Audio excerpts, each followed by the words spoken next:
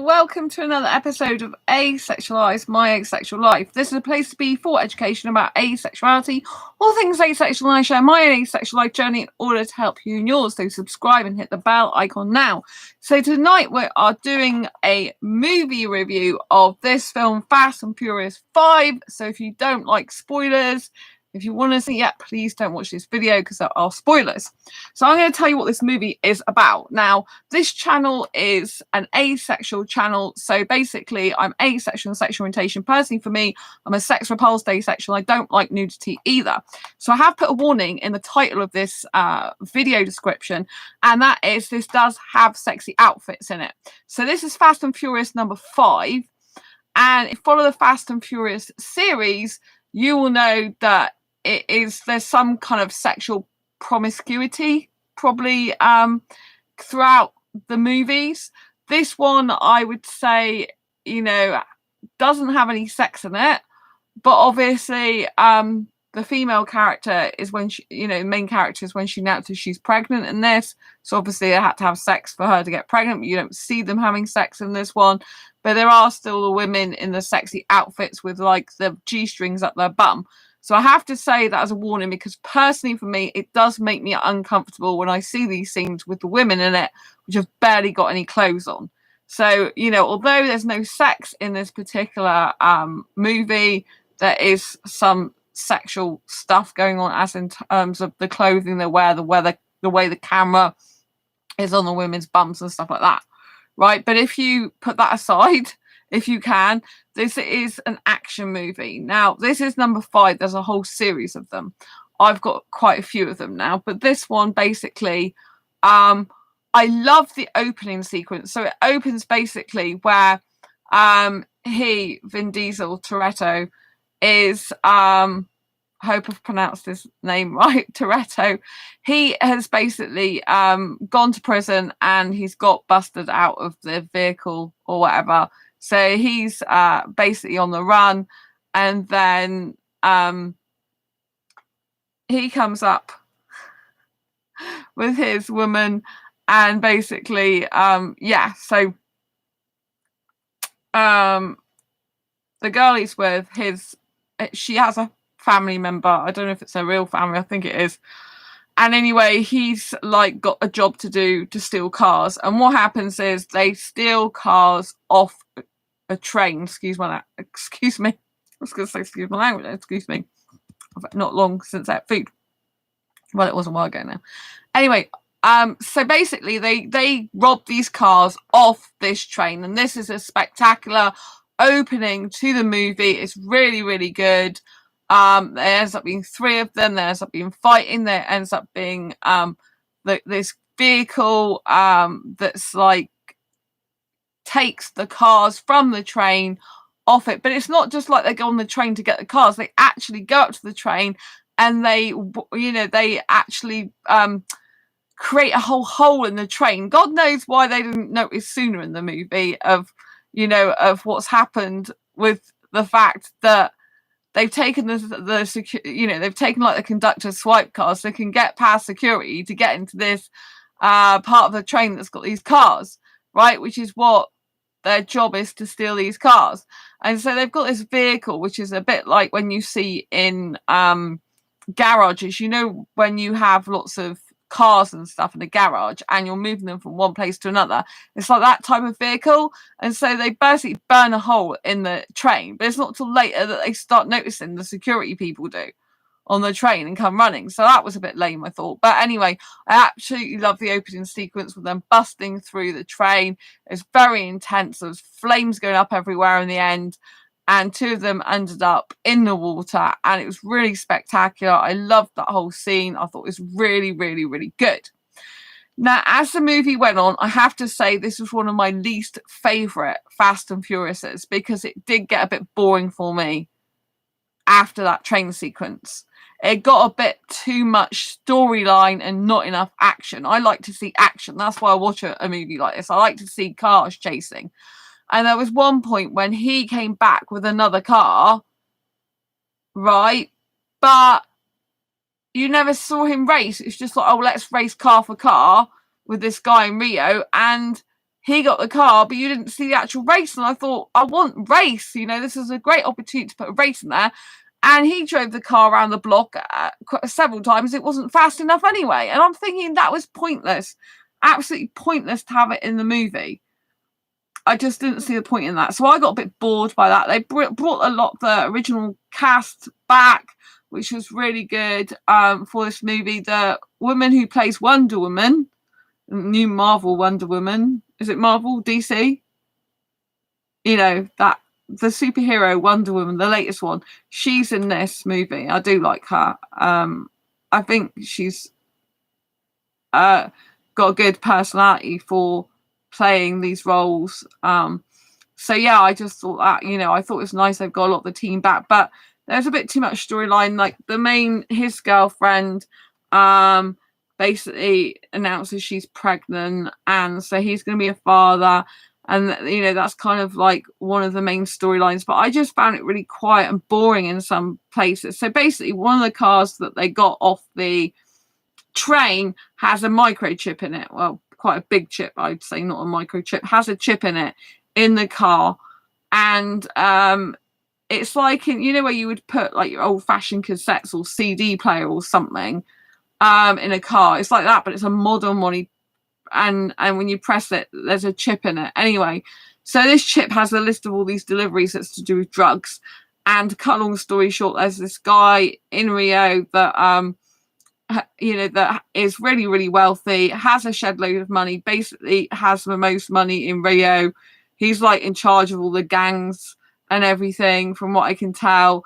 And so they get all this information, all these delivery of drugs from the cars they stole, which was, I think, a stolen car anyway. And so then basically they have to go and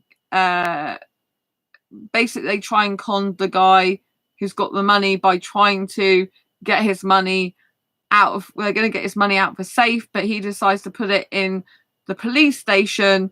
And so then they have to bust it out of the police station, a whole safe. And all the police, a lot of the police are crooked in this, crooked cops.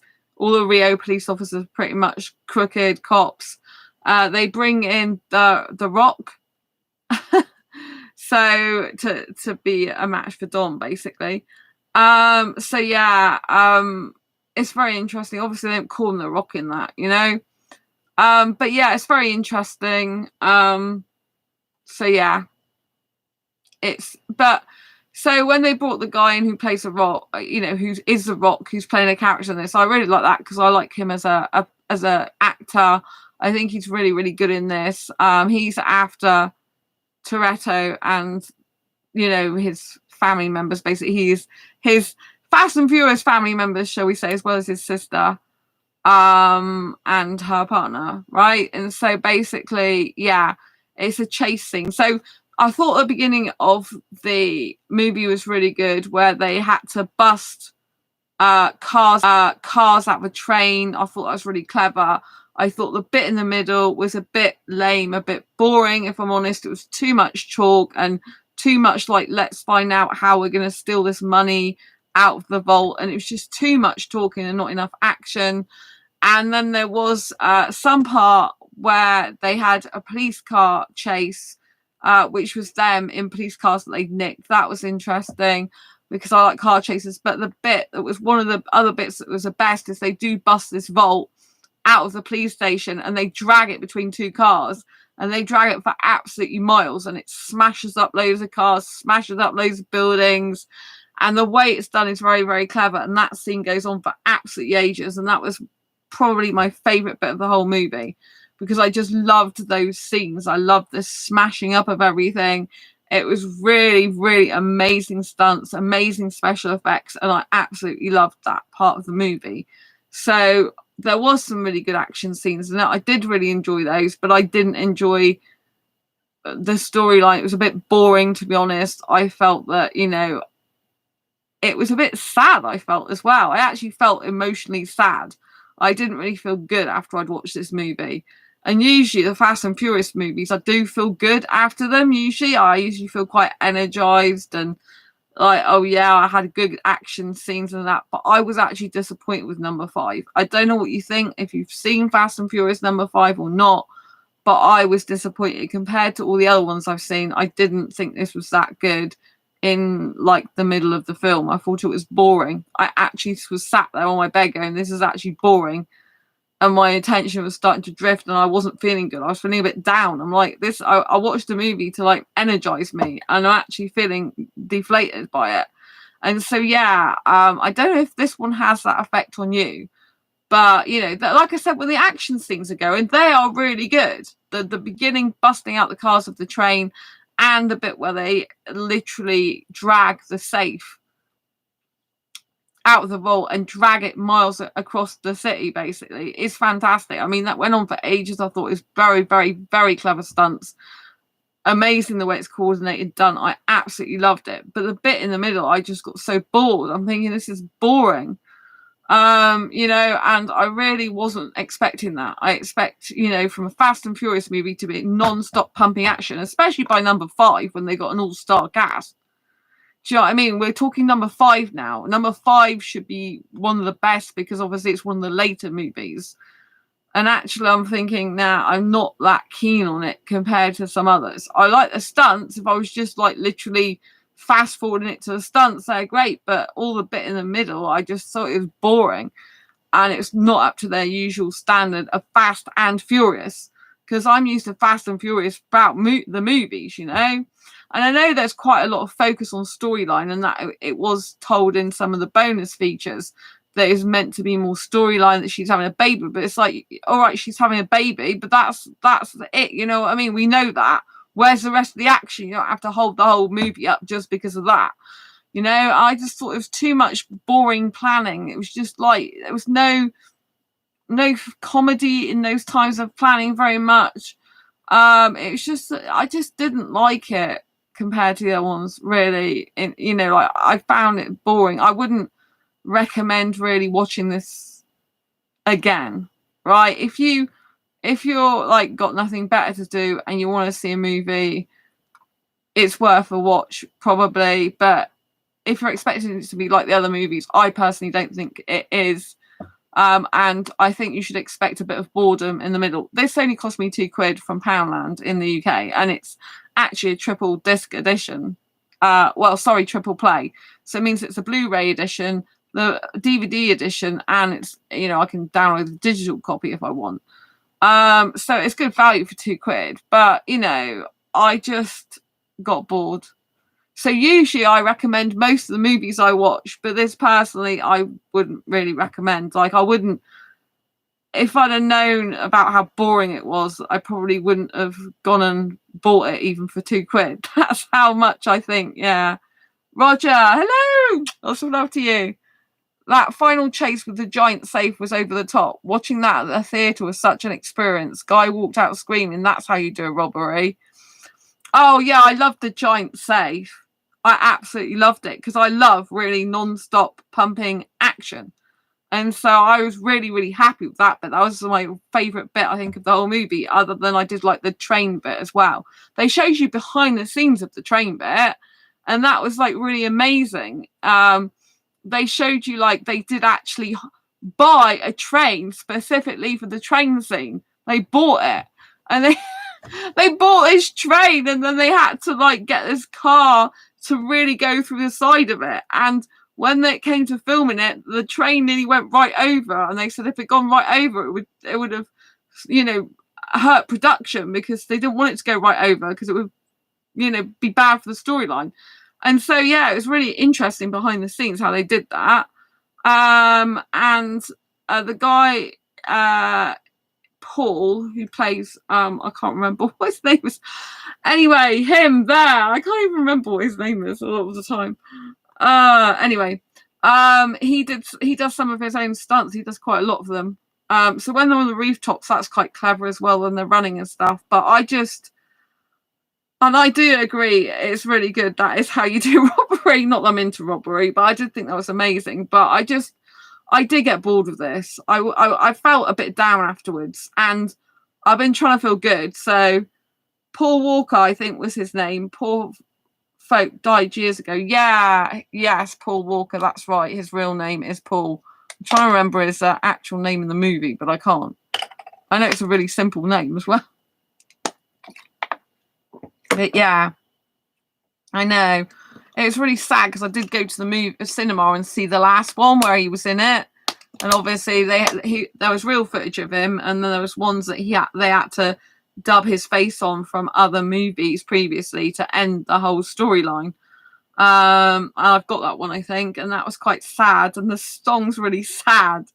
I guess I was thinking a bit about that while I was watching this, so maybe that's what made me feel a bit sad. But you know, but I've like so recently I got CPTSD symptoms back, but on Sunday and Monday I've been feeling a lot better. I've been getting my mind back right. But when I watched this, I was hoping it would make me feel like energized and just happy and chilled out, but it actually didn't. It made me feel a bit sad, and I don't need to feel sad because one of the symptoms of CPTSD, which is the worst, is the sadness, because I wake up being sad and I don't want to be. The only reason this is because I'm triggered by something to do with the past, which is currently having an impact on my present. In the 7th one, the theme song was a tribute to him, which was nicely done. His brother also helped as a stunt double. Yeah, the 7th one that's what I've got up there. I'm pretty sure of it. I've got Tokyo Drift, and I've got the 7th. Yeah, Fast and Furious 7. I'm looking at it now. I got so many movies that unfortunately I'm getting them piling really, really high now. They're going to fall over soon, I think. Yeah, so I've got number 7.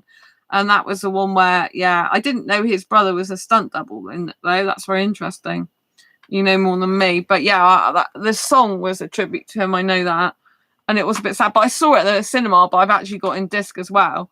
But I don't know. This one just made me sad. It's just like, I didn't know, it was boring in part of it. So I wasn't that impressed. So usually I recommend a movie, but I'm not going to really recommend this one unless you want to just see it because you've seen the others in the series and you think, why not? And you want to see the safe scene where they pull it out of the police station, it is, and they just put it in the streets, which was really good. But yeah, I just found it a bit boring. I don't think you really need to see it. I don't think it's really essential. But it did have The Rock in it. Obviously, he's not called The Rock in this, but I do like him. I like him as an actor. I think he's cool. And he was really good in this. But he does team up with Dom in this partway through the movie, like 3/4 away through, I think it is, or at least halfway through. I think it's 3/4 away through. He does team up with him. So yeah, but yeah, I wasn't that impressed. So yeah, but I'm glad that Roger is insightful with his words, adding some wisdom. So did you like the movie, Roger? Did you think the Fast and Furious 5 was good?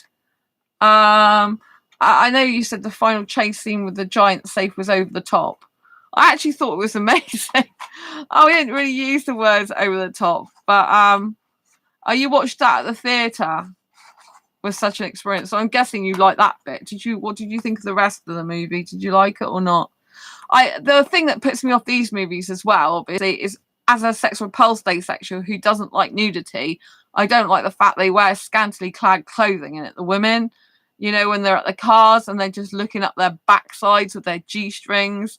It's like, really? Is that really necessary? But the thing is, it's a theme throughout the whole movies. So it's like they say, oh, we're home now, because like home is where not much clothing is on women, clearly. And yeah, not sure objectively, but there's the nostalgia factor for me a bit. Brings back some good memories, but I keep forgetting everything that's not the action though. Right, okay. That's very interesting. Nostalgia. I haven't seen this at the cinema. That's why I got it on disc. But yeah, so that's interesting. Yeah, I personally wasn't really fond of this one. I keep saying it because I usually recommend movies, but you know, if you don't mind spending £2 and you like just the action that is the action minus the boring bits, it's okay. Go for it. The safe scene is really good though. Also, Danza Kudaro is in the credits. That song was on every dance floor in the summer of 2011. Oh yes, I love that song. I play it regularly. I was on the bonus features, right? I was waiting for that song to come up. I was thinking, please have the video and have the song, and they didn't. But it's one I dance to in my flat, and it's one I have regularly on my YouTube playlist because it creates a playlist for me of mixes. And it's one I have regularly. I have it all the time on YouTube, and I love it. I absolutely adore it. It's one of my favourite songs, foreign songs. When I go clubbing to Timepiece in my city, which is a foreign club, which I love, on Tuesdays, they often play music like that as well all the time. Gamer, only watched the first few of the Fast and Furious. Yeah. Well, I wasn't that impressed by this. I think number 7's much better. The Tokyo Drift one's much better as well. But yeah, I don't remember. I don't know I don't know if I've seen the first one or not. I don't watch them in order. You see, people just watch them in order. I don't need to watch films in order. So some people they have to watch everything in order from one to like the last one. I've got friends that have to do that. They have to watch them in sequence. They can't watch them out of sequence. Usually my autistic friends have that. They have to watch things in certain ways. Not all of my autistic friends, but some of them. You know, it has to be set ways and set up. But I can just like come partway through a series of something and I just watch it in and of its own right. I don't have to watch all the others. A lot of the time I'll watch one and then I'll go backwards to the previous ones. So I'm a bit backwards like in that sense. But yeah, I absolutely love that. Song, Roger. It's really, really good. So Gamer, I don't know what you thought of the Fast and Furious other movies. Did you like them or not when you saw the other ones? Because like I said, I wasn't that impressed with that, but I do like number 7. Tokyo Drift's really good as well. But yeah, anyway, I'm going to conclude the video here because I haven't got too much to say about it. Tokyo Drift also is a classic, says Roger. Oh yeah, I love Tokyo Drift. It's really good. I don't think I've done a review of Tokyo Drift actually. I think it's one I watched when I had COVID, so all that sort of time I was recovering. So, but yeah, I do like that one. It was good.